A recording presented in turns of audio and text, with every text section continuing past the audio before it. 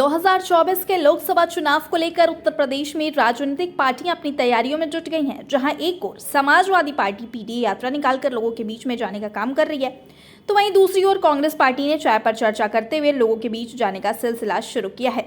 सोमवार शाम यूपी कांग्रेस के प्रदेश अध्यक्ष अजय राय राजधानी लखनऊ के लालबाग स्थित शर्मा चाय के यहां लोगों के बीच चाय पर चर्चा करने पहुंचे।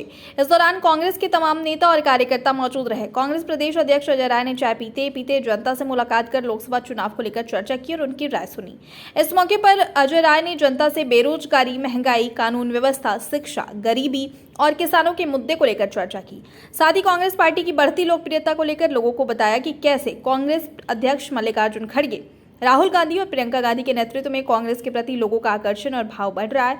इस दौरान अजय राय ने प्रदेश की योगी सरकार पर निशाना साधते हुए कहा कि यूपी में जंगल राज कायम है। जिस तरीके से गाजियाबाद में एक बेटी छीनकर भाग रहे लुटेरों से अपना मोबाइल बचाने के चक्कर में टेम्पो से गिर गई, आज वो इस दुनिया में नहीं रही।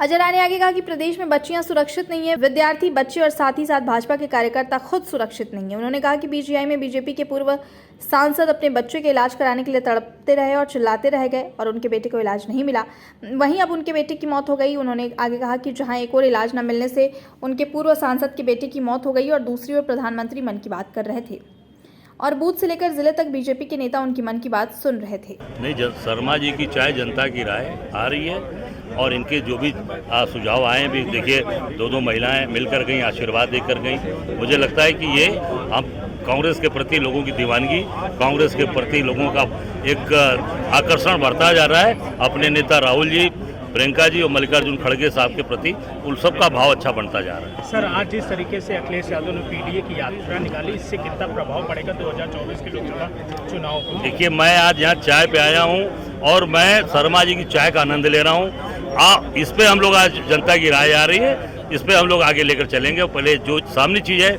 इस पे चर्चा करेंगे। सर, किन मुद्दों पे चर्चा होगी यहाँ पे? आज बेरोजगारी, महंगाई, भ्रष्टाचार और योगी सरकार का जंगल राज।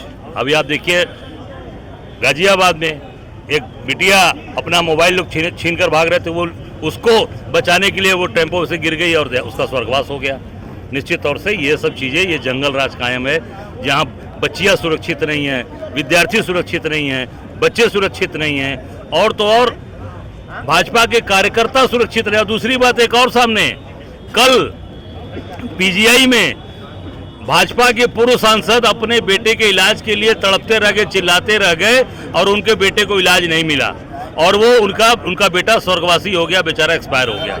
और दूसरी तरफ विडंबना देखिए, एक तरफ तो पीजीआई में इलाज नहीं मिला पूर्व सांसद को और देश के प्रधानमंत्री जी मन की बात, उनके कार्यकर्ता बूथ से लेकर, जिले से लेकर और जनप्रतिनिधि मन की बात कर रहा है, जन की बात नहीं हो रही है। भारतीय जनता पार्टी के नेता सांसद का, पूर्व सांसद का बेटा ही, तो हम अब कहाँ हैं? अब हम कई कैटेगरी में हैं। जब पूर्व सांसद के बेटे को इलाज नहीं मिला तो समझ सकते हैं कि स्थिति पूरी तरीके से जंगल राज कायम है। और एक तरफ प्रधानमंत्री जी की मन की बात भारतीय जनता पार्टी के नेता और जनप्रतिनिधि बैठकर सुन रहे हैं, आनंद ले रहे हैं। इसकी जितनी भी निंदा की जाए कम है।